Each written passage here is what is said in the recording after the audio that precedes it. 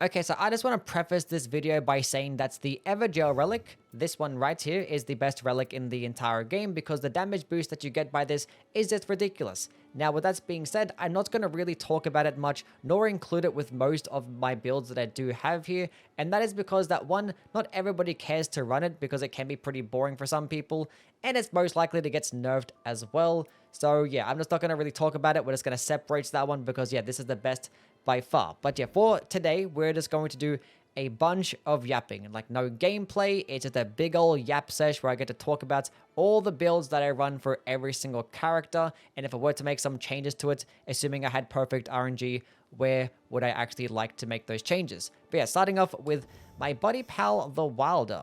This is the build that I run most of the time. Because, yeah, with this character, he's very generic. He's like the jack of all trades. He does everything really well. Doesn't matter, like, what type of weapon it is. It's most likely going to be best with the Wilder. So, with that being said, there isn't really, like, a set type of build that he has that he does best with. Like, one game you could use, like, the Moonveil Katana. The next game you could use the Cranial Vessel Candle Stand. And then, like, in another game you could use the Raptor Talons, right? So, it doesn't really... There isn't like a particular thing that he does the best in. He just does so many things well. So with that being said, just a bunch of generic stuff is what's going to be best for him. I think the best thing that he can run would be this right here. Art Activation Spreads Fire. His ultimate art is like one of the best in the entire game because it does like ridiculous amounts of stance damage, really high damage. And with this Art Activation Spreads Fire, it can make it one of the hardest hitting, if not the hardest hitting ultimate art in the game. It does really well. Having a +1 character skill use is also really good. The follow-up attack when you use the skill with great swords can be nice as well. I don't really care for this one as much for like reasons I mentioned earlier. With the Wilder, he is very likely to actually just use the best weapon available, and sometimes that's not going to be a great sword. But I had this in combination with some other really good stuff, like Fire Attack Power Up is going to boost the damage of my ult and that fire attack, and it came with partial HP restoration, which is one of the best perks. It could just mean that you get a bunch more healing. You're not going to benefit it like after every single time that you get hit, but say like half the time if you get hit, if you end up getting about like 50 HP back every time, it's definitely worth it. It's pretty much just as good as running things like having more vigor, which you have more of that here, more ult charge, and I have this Art Activation Spreads Fire perk with the Evergel relic, which I said I wasn't going to really talk about it much, but it comes in combination with this, so you might as well just throw it on. And, you know, like the Evergel relic, it sucks to like run sometimes because it can be pretty boring, but even if you just clear out like 2 Evergels, it's honestly just as good as having anything else. It can be kind of annoying if you have like one dedicated whole relic, like if you have that yellow one that I just talked about earlier, that just has Evergel and another Stone Sword key, you're going to feel more pressured to go ahead and clear out more Evergels. But if it's just one singular perk in combination with other damage boosting stuff, you're not going to really feel as pressured to clear out as many Evergels as possible, and it's clearing out a couple is still perfectly fine because that's over 10% more damage. Now, other things you could do with the Wilder that would make him more interesting and just not really just so generic. I like to run these like elemental types of builds. I have one here that's centered around fire damage. So if I am fighting those bosses or it's Nightlight bosses weaker to fire damage, I did actually have a separate video based on this, but you can just go all into that one particular damage type and then spam your skills over and over again, which in this case is going to be Flaming Strike. So you can just continuously spam Flaming Strike, get a bunch more damage out of it. This relic you do buy off the collector signboard. I do have this one that was just RNG based. It's not really that necessary though, because you're kind of always likely to find a fire infused weapon, but to pretty much just guarantee one, it's always nice, especially if I do want to guarantee Flaming Strike too, which is really cool. And this Night's Lord boss relic just gives you a bunch more damage to your elemental based weapons. It is 10% more elemental damage to those weapons, but being that your weapons are going to be doing split physical damage anyway, it's only really a 5% damage increase, which is still perfectly fine. And every single time that you switch weapons, you gain a 10% damage boost, but you don't even need to switch the weapon in your main hand. You can just keep switching the weapon in your offhand and then gain a 10% damage boost, and that's going to last 10 seconds. So you can pretty much see this relic as just 15% more damage to your elemental weapons. So that can be really good. One other thing that you could potentially do, if you didn't care to be stuck with your starting weapon, would just go into like something that boosts your FP. There is that particular green relic that you get off the Everdark Sentient Pest. This one can be really good because it gives you a whole bunch more FP, and if you wanted to go into a skill spamming build like this, pick up the best weapon available, no matter what it is. If it's something like a Moonveil Katana, you can just go ahead and spam the skill the entire time. It's still going to get decent damage to the Wilder, and with all this FP, you could definitely make it possible, because yeah, skill spamming in this game is very powerful, but the lack of FP and ways to regenerate FP is probably one of the only downsides. The Guardian, which is pretty much the polar opposite of the Wilder, that character is like the jack of all trades. He does everything really well. There is no like real set specific build, but for the Guardian, there is a very set and specific build, and if you don't care to run that build, there's no real point of running the Guardian, because yeah, he only does do that one thing, but he does that one thing very well, and that is the blocking based build with guard countering. So yeah, the most important things for his build is going to be, one, this right here, reflect a portion of damage received when the ability is activated. When you do go to end that passive special stance, every single time that you block, it does do an AoE shockwave, which does have enemies just take damage passively, and obviously just more stance damage. And it also staggers enemies too, and that can actually extend to things like Banished Knights, even Lions. Every single time you just block, you're just going to be doing passive damage and just a free opening afterwards to do a guard counter. And guard counters are amazing in this game. They do very high stance damage, they come out pretty quickly, and in the case of the Guardian, with the halberd specifically, you do get an option to fully charge it to close in the distance even better, which tends to be one of the only downsides for guard counters.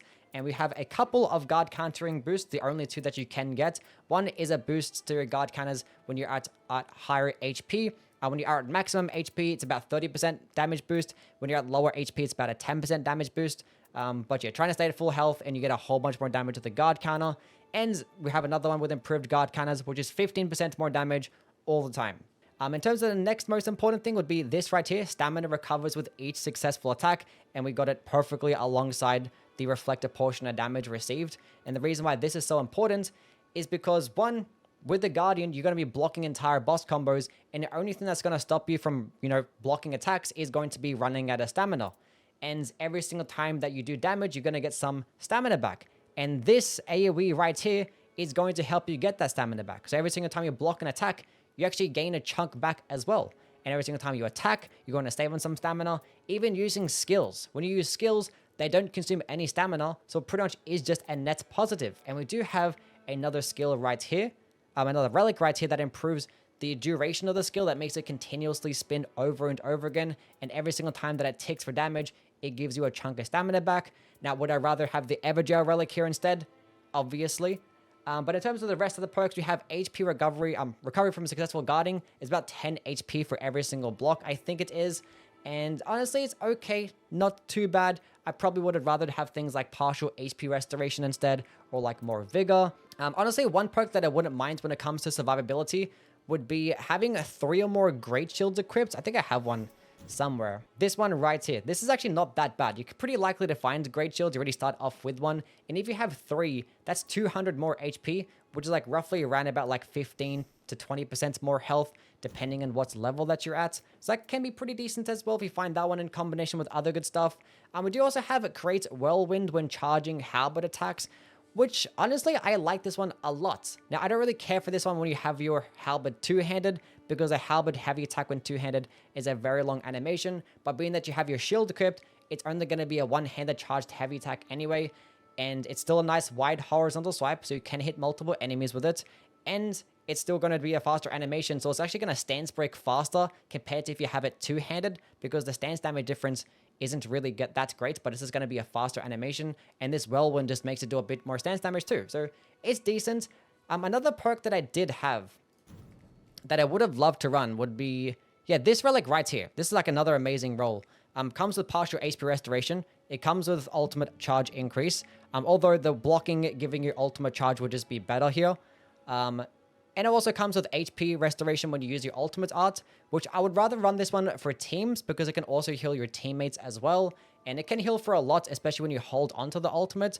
So running something like this for teams can be very good, maybe alongside something that actually takes aggro when you're blocking as well, although that perk doesn't really work as well. I do have HP restoration on hammer attacks, which is kind of like almost useless. The reason I say almost useless is because there will be some times where I do use a hammer with the Guardian, and that's because hammers actually do more stance damage than halberds when it comes to the guard counters, and they're going to be faster as well. So they actually will stance break quicker. But other types of perks that I would run in these like spare slots, as I mentioned, partial HP restoration, the blocking will give you more ultimate charge. Character skill cooldown I don't really care for much because I'm not really spamming my skill as much. But yeah, almost a 10 out of 10 with this. Okay, now getting into the IRONEYE, the best character in the game. Honestly, this guy is very easy and simple to build around and make a very solid build. This is the one that I use for when I care to run Evergels, but we're not talking about that. So we're just going to run this one. Now, the most important part about this guy's kit is this right here. +1 character skill use. His character skill is the best in the entire game, and the fact that you get a relic that can give you a second charge is incredible. The skill dodges really far. It's like it iframes the entire way. You can close in the gap quickly, retreat quickly, and it does damage to enemies, and upon damaging them, it debuffs them to make them take more damage, and when you explode this debuff or this mark, by doing enough damage, it's going to do like a chunk of like percentage damage while doing like insane amounts of stance damage, and it can like stagger enemies, even including Night Lords. Like this thing is just broken. And we have it alongside +3 character skill cooldown, which is incredible. So instead of lasting like 10 seconds or 12 seconds, it lasts about 10 seconds. Unfortunately, it came with fire attack power up, which aren't really benefits of as much. I would rather have something like stamina recovers with every single hit. That would have been pretty cool. Or like more vigor, something like that. I think I have something similar to this. No, I don't have something similar. I have stamina recovers and vigor on this relic here, but unfortunately we couldn't really slide it in somewhere because instead I'm actually going to run extends the duration of the weak point alongside attack power up with bows. Obviously the other perk that I had was just running Evergels instead. But this is kind of the next best thing because you're always very likely to find bows. They're very easy to come by, especially when playing the IRONEYE. And you can always guarantee 3 bows per run, which is 10% more damage. And just being able to extend the duration of the weak point, which is that particular mark that I talked about, is always nice because it doesn't last forever. And sometimes you can go away and you don't get the benefit of exploding or destroying the mark, which is a bunch more damage, as I mentioned. It's not the most important thing. Like there's many different ways you can go, as I mentioned. This one I would have liked to run as well, but I think the bow increases is too valuable because it's 10% more damage is great. Do I have anything else here? There is one that the collector signboard does give you, which is this one right here. Giving you poison effect on your ultimate and it's giving you more damage. It's like 10% more damage. Yeah, it's pretty decent for boss damage. Not that bad, but I think I'd rather have this setup. Yeah, arguably the most important part about this entire relic is going to be this one right here, the Night Lord relic. Every single time that you switch weapons, it gives you a damage boost, which is 10% damage for 10 seconds, and it buffs your weapon too, and all your elemental weapons do gain a 10% damage boost specifically to that element. Now, most weapons are going to be split damage, so it end up being about a 5% damage boost. But yeah, with something like this, every single time you switched weapons, it's almost around about 20% more damage to your bows. And this playstyle, typically at closer range with different weapon types, might not do as well. But with a bow, you're always going to be spamming bows anyway. You're going to be sitting at a distance, at a safe distance, and when you run out of stamina, you just switch to your bow or another bow when you're regenerating your stamina. And you can pretty much always just have that close to like 15-20% more damage at all times. I talked about it more in like the initial standard attack review. So if you're worried about why I'm not talking about the initial standard attack increase, it's because it's not that good and doesn't really do anywhere near as well as something like this. Now, in terms of other types of relics to look out for that I don't have here, like in this slot here, Perfect World, obviously Evergel. But character skill cooldown, can't go wrong with that. Stamina recovers on hits, can't go wrong with that. Unfortunately, partial HP restoration doesn't work with bows, so I don't really care for that. But yeah, this is pretty much as good as it gets. Okay, next up, I'm going to talk about the Duchess. And honestly, she is very complicated to try and build around because she has many different types of builds that she can benefit off, being that she is a Spellblade character with that equal scaling in dexterity and intelligence. I did use this particular build for my no-hit run, but we are going to talk about this one here. This is one I've kind of run for most other types of just like regular runs. Now, the most important part about the Duchess build, in my opinion, is going to be this right here. Hoarfrost Stump, one of the best relics, and the reason being is because Hoarfrost Stump is an amazing skill. It has a nice wide AoE. It's one of the best things at killing trash mobs really quickly, and the quicker you kill enemies, the quicker you can go from area to area. It also is going to do some decent damage, especially for its FP cost, and it procs Frost pretty quickly too. And Frostbite is one of the best statuses because it does percentage damage to an enemy and it does debuff them to make them take even more damage. And there is a relic right here that lets you do even more damage to these Frostbite afflicted enemies.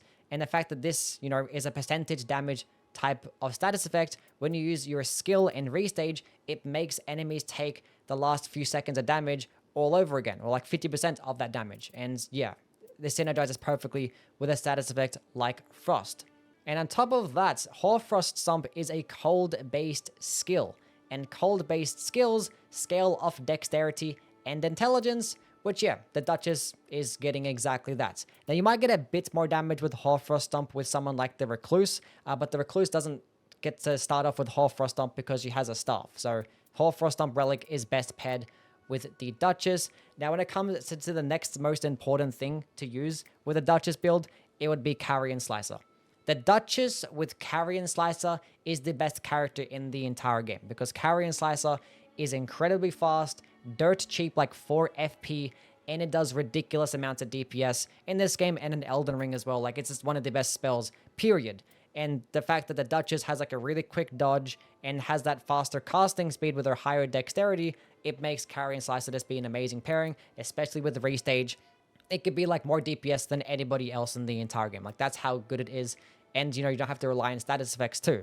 Now, the unfortunate part is that it's RNG based. You're not always guaranteed to get Carrion Slicer, might be about 50% of the time, but still having a perk that lets you boost Carrion Sword sorceries, especially if it's in combination with other things, which I thankfully had it in combination with Hoarfrost Stomp, amazing. Unfortunately, this top perk here, taking attacks, improves attack power, kinda useless, but you still benefit though. You get hit once, you get 15% more damage for the next 10 seconds. So it's okay, but I don't care to build around it because I don't plan on getting hit with the Duchess. Yes, this is probably the next best thing, improved character skill attack power. As I mentioned, when you use restage, it does 50% of that damage all over again from those past few seconds. With this relic, it turns it into 60% of that damage. And it did come with 3 or more daggers equipped. That gives you a 10% damage boost, which is cool.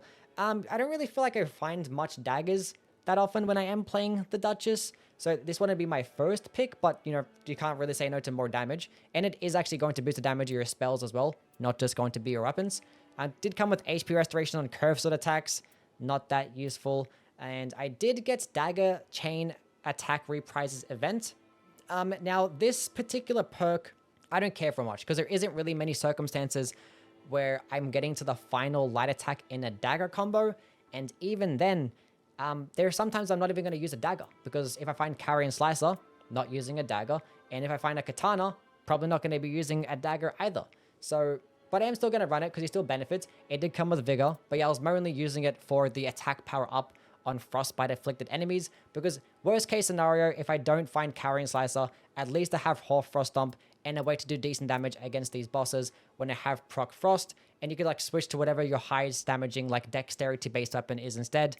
That'd be pretty cool. I do have some like other relics that I kind of wanted to run too.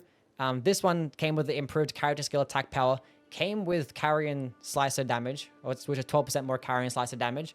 But yeah, unfortunately came with improved initial standard attack, which was kind of useless. And I didn't really have like a green relic that could really benefit as much. So unfortunately, this is kind of the best that I could have done. Other perks that are really good with the Duchess would be partial HP restoration. I would have rather have that here, because partial HP restoration does very well with quicker types of weapons. It's kind of similar to like reviving, like as quick as like you can revive something is as quick as you can get your health back with that partial HP. Also stamina recovers with each attack would do very well with the Duchess because he's always using quicker types of stuff. Sometimes you might want to run some FP boosting stuff. So maybe instead you want to run, I get rid of this Duchess filter. You might want to run something like this instead. Or the one that you do gain off the merchant. I forget what it is exactly. But the one of the collector's signboard that does give you some more FP when you hold on to more staves. This one right here. This one or this one could do very well if you wanted to get a bunch more FP and plan to use more spells. But I don't really care to do that with the Duchess because the Recluse kind of does that already. You can kind of use those spells as a secondary option, and you don't need FP for using Carrion Slicer because Carrion Slicers are already super cheap. So, but that is an option. If you didn't have anything else and you had spare slots and you didn't care to run Everjails, having more FP you can never go wrong with as well. Okay, now getting into the Raider, there are like a handful of buffs that he can get that make him very powerful. And these relics synergize best with the Raider, more so than anybody else in the game. And unfortunately for myself, I don't really have some of these buffs in combination with other good perks. So I kind of have like a pretty shit build going on. Out of all the characters that I have, my Raider build is probably the weakest. I do have like another build that I do run sometimes that's more complete than this one. I actually would have Evergel here instead. So if I could run Evergel, this would be like the setup that I did want to go for. But for the most part, I'd run something like this.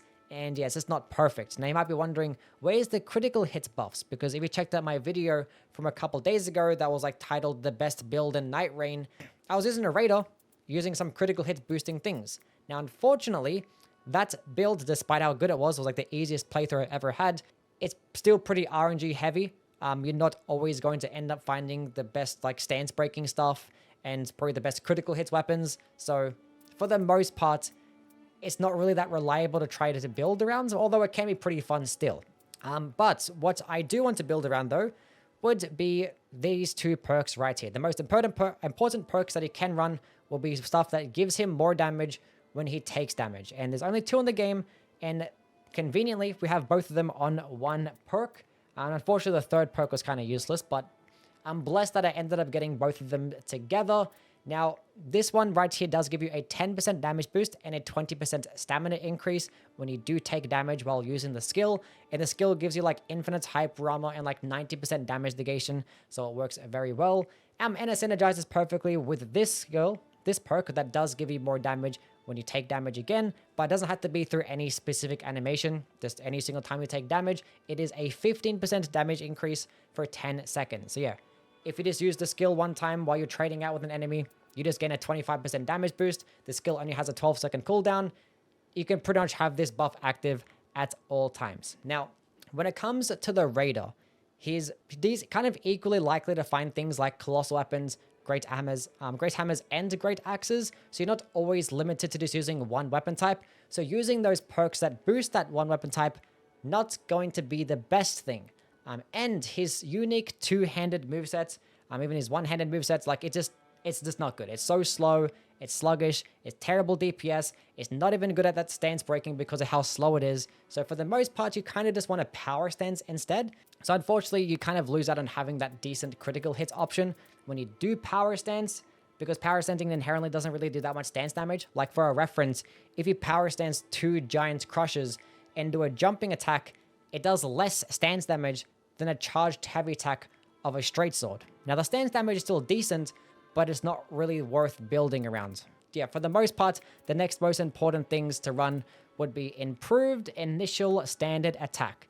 Your first light attack will do 15% more damage, which just for your first light attack doesn't sound that good, but if you're power stancing really large weapons, it's going to have a long animation for the most part. So in most openings against these bosses, you're only going to be using like 1 or 2 light attacks, and this can be a bunch more damage. And we have 2 of these. So I actually think it's 13% damage. So, and these do both stack. Unfortunately, the rest of the perks that we have are kind of shit. But if you're power stancing and then spamming light attacks, it can be decent. Now, if you like to use jumping attacks, these perks are kind of useless for you. And then like running a setup like this instead would just be better. And if in a perfect world, what I would rather have here instead would be like partial HP restoration, stamina recovers with each successful attack. Would rather have that here instead. Maybe having something like more vigor, the Evergel buff, like, just the basic stuff that would just help your build. That does pretty well. I didn't actually talk about this one, but the duration of your ultimate art extended. I don't care for the ultimate art being extended, but it actually does boost the buff that you get, because when you use the ultimate art, it does give you a 15% damage boost for 30 seconds. But with this relic, it turns it into a 45-second boost, so it's okay. It came in combination with improved initial standard attack, so I'm going to run it. Being able to proc Frost can be okay as well, although it's not going to do it that quickly with your Colossal weapon, but it still can be a benefit. For the Revenants, there are a couple of separate builds that I do like to run. We'll talk about this one first. Now, for the Revenant, she really isn't too complicated. Like, she uses incantations. She has like her starting core weapons. And she does have some decent perks that help boost her specifically. And for this particular build, I'm going to talk about some of them. I think the most important one is the Ghost Flame Explosion, because it pretty much allows her ultimate to do damage as well. And the damage is actually decent. It pretty much puts it online, if not more than a Guardian ultimate in terms of damage. And this relic came in combination with more vigor, which you can never go wrong with, because these vigor boosts are actually a flat amount of vigor, which synergizes well with these characters that just have low HP. You just feel like you're going to benefit more in terms of percentage. And it did come with magic attack power up +2, which might not seem like it's going to be like that cool to have with a faith-based character, but this magic attack power is going to boost the damage of the ultimate, and her starting claws do magic damage as well. And this character does get a B scaling in intelligence, so you can use some based sorceries if you wanted to. So it's a pretty good relic overall. I think the next most important character-specific relic she has would be the power up while fighting alongside family. Every time you summon a spirit, you do get a particular buff. If you summon Frederick, you get a 10% damage boost, and that's going to be your most important one. He's going to be your best summon. Sebastian gives you a damage negation boost, and Helen gives you health recovery. But yeah, Frederick, for that 10% damage boost, it is going to boost the damage of your spells as well. Really good. Came in combination with partial HP restoration, which is amazing. Might not be the best thing paired alongside spells though. You can't really go wrong with having a bit more health, especially with a squishier type of character. The critical hit boost was kind of useless here though. And I do have the strengthens family and allies when I do have my ultimate popped. So the ultimates or my summons and my allies if I'm playing in co-op do get a damage boost as well. And this came in combination with more vigor, which you can never go wrong with, and an FP boosting perk. And this is kind of the main reason why I wanted to have this, because this perk is okay. Vigor is nice, but like it all comes in together when you have all three at once, because you always want to have at least one FP boosting perk with the Revenant, whether that be having the 3 or more seals equipped or having something like this, because every single time you clear a Sorcerer's Rise, it is 18% more FP. And when you go through a Sorcerer's Rise, there's like at least like 3 Starlight Shards on the ground, and that'd be enough FP for the entire run. Now, if you want to build something more specific with the Revenants, would go with something like this, because other perks to look out for would be the ones that actually help boost particular spell schools. Now, Giant's Flame probably isn't really the best one, because there aren't many Giant's Flame incantations. The ones to really look out for would be Dragon Cult incantations and Godslayer incantations, because those are your lightning spells and your black flame spells, which tend to be pretty common. And they do stack as well. Every single one is 12% more damage. Like in a perfect world, sometimes you can have like 3 Dragon Cult incantation boosts alongside some other really good stuff, and you're getting so much more damage to your lightning spells, and it can be amazing. But for this, I am still running that same Ghost Rain relic that I talked about. Does really well. We do have the 3 or more sacred seals equipped for the boost, for the FP boost, and it did also come with boosted damage against frostbite afflicted enemies, which yes, it's not going to synergize well with the giant flame incantations, because you proc frost, use a fire-based spell, it's going to remove it. But there can be some frost-based sources out there, whether it be using Frozen Lightning Spear, or as I mentioned earlier, you can use sorceries. You can use those frost-based sorceries to proc frost, and just get a damage boost to your lightning-based spells or whatnot, and that's going to do pretty well for you as well. Now, we are running the final boss relic too, because this actually does give you a 10% damage boost to your elemental weapons. Now, specifically just to the elemental damage. So for most weapons that do split damage, it's only going to be a 5% damage increase, but for the case of the Revenant, her weapons pretty much do pure magic damage. So this is pretty much a 10% damage boost to her main starting claws, and for the other weapons that she benefits off as well, like the Coded Sword and the Cypher Parter. Like there's pretty much just 10% more damage to those weapons as well. So if you find those weapons, you're just going to get just more damage. And when you switch your weapon, you get another 10% damage boost for 10 seconds. And this is actually going to work with your spells too. You can just like switch your main weapon, but just leave like your seal in your offhand, and then keep spamming that to just get 10% more damage. It can synergize pretty well. Like it can do multiple different things. It can help boost your claws. It can help boost your spells. I think it does pretty well. I think it's a pretty solid just relic overall. I think it does best when you end up finding a Coded Sword, because you can just switch your offhand weapon and then just continuously spam the skill, and it could do ridiculous damage. Okay, now as for the Recluse, kind of similar boat to the Revenant. You kind of want to prioritize obviously just elemental boosting stuff, or the just specific spell school boosting buffs. Now Recluse can run both incantations and sorceries with her S scaling and intelligence and faith. Now she doesn't have a starting like regular melee weapon, so she is a bit limited.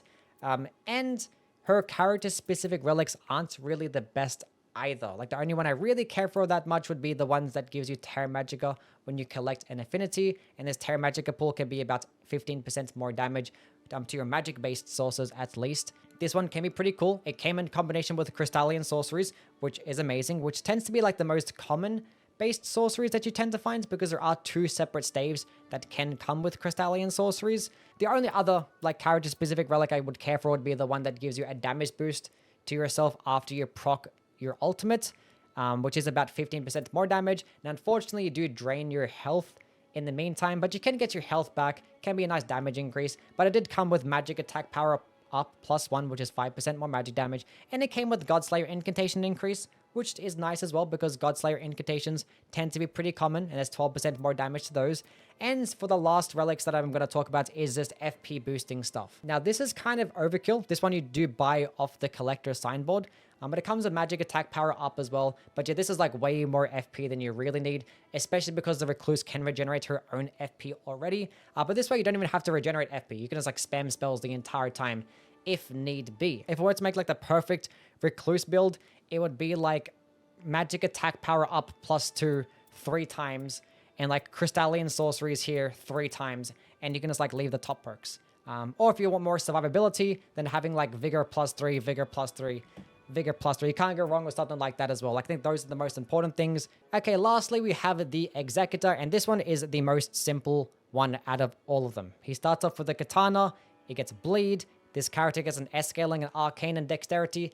It's pretty simple. Just 1 and 2 together. And honestly, his character skill, very niche. All of his character-specific abilities, kind of shit, except for the one that gives you health and your allies health when you use the ultimate roar attack.